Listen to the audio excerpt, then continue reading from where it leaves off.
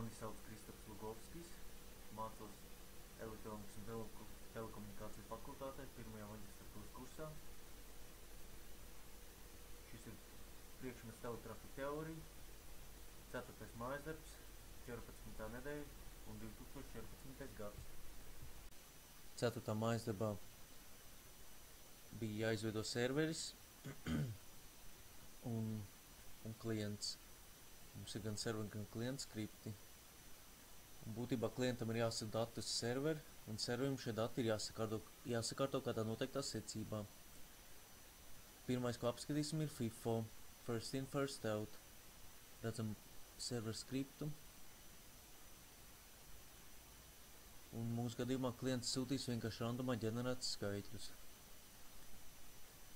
Atvērsim klientu skriptu.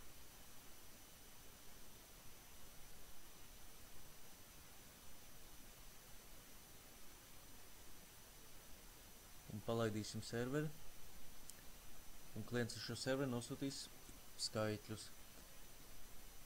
Kā redzam, tas ir noticis.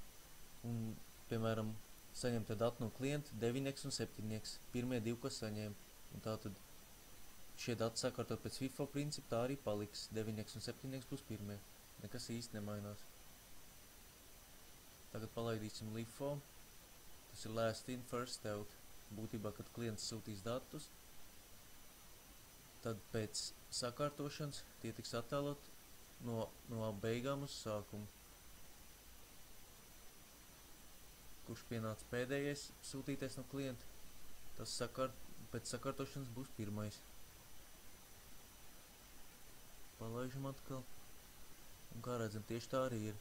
Pirmais ienāca 6, bet pēc sakārtošanas 6 ir pats pēdējais.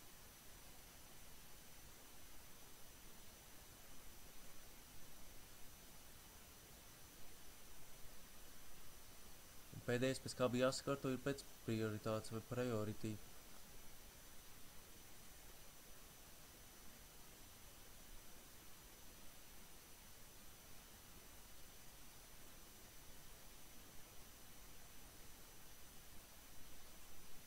Un šeit ir dotais skripts.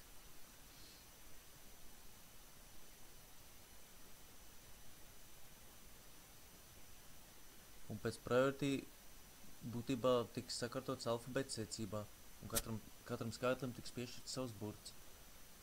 Un pēc sakārtošanas pirmie parādīsies pirmie alfabēta burti. Piemēram, A atbilst 1, tātad 1 būs pirmais pēc sakārtošanas. 4 ir D, 4 ir 2. Un tā tālāk. Jo lielāks skaitlis, jo zemāk tas atradīsies pēc sakārtošanas.